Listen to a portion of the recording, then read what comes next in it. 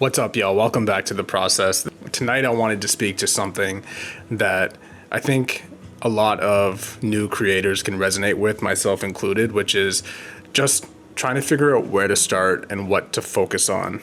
You hear a lot of times people will say, what's my niche, or what pocket do I fall into? And although this question is rather simple, I think sometimes it can lead to overthinking if someone isn't clear on what intention they have with what they're going to create in the first place.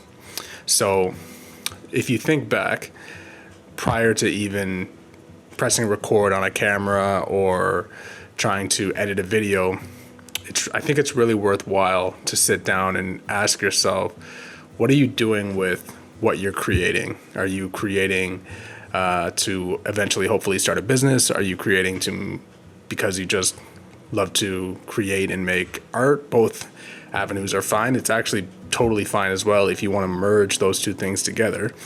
And if you do want to do something like that, this quote that I just read in this book called Show Your Work really spoke to me, because I think oftentimes, well, I'll read the quote first. Here's the quote. It's make stuff you love, and you'll attract people who love the same stuff. And I think that's so fundamentally important because, for one, when it comes to creating art and just trying to exist online, I think consistency is so important. And if you begin by creating things that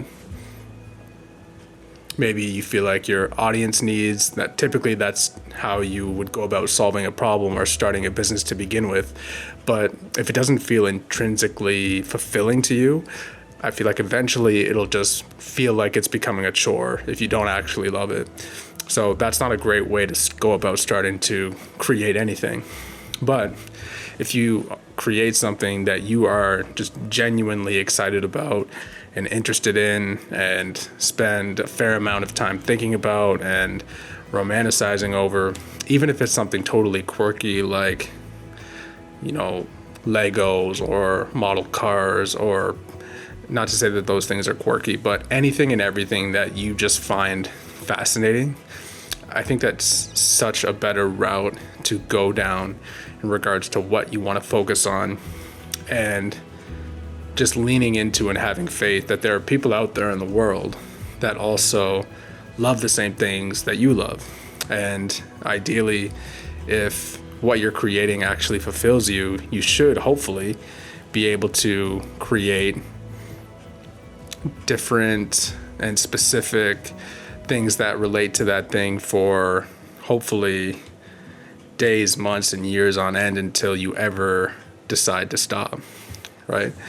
And yeah, I think that's just so fundamentally important, and not to overthink.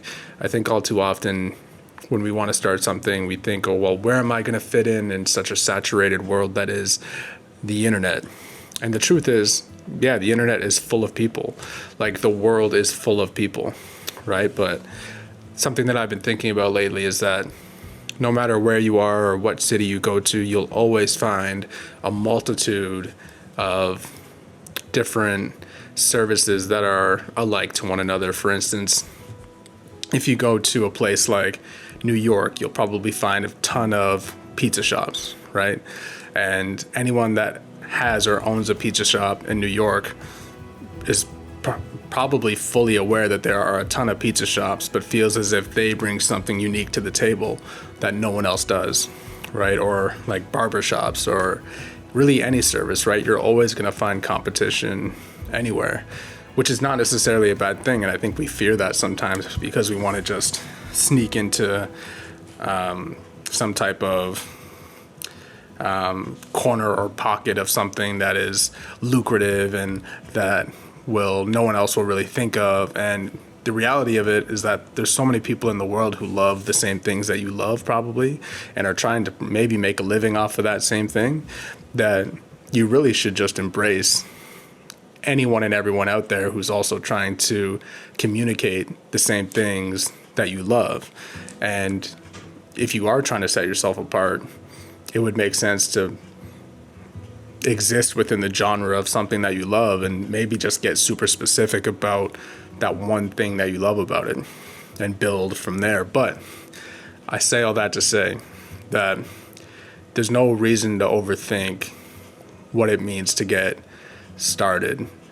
I think on a much simpler level, it's worthwhile to meditate on what you actually love and what brings you joy, and what do you obsess over, and what do you do in your spare time, and what do you look forward to, what do you pay attention to, and lean into whatever that is and tell stories and create art and write about whatever that thing is to the fullest extent that you can do that, and seek inspiration from other people who also love to do what you love.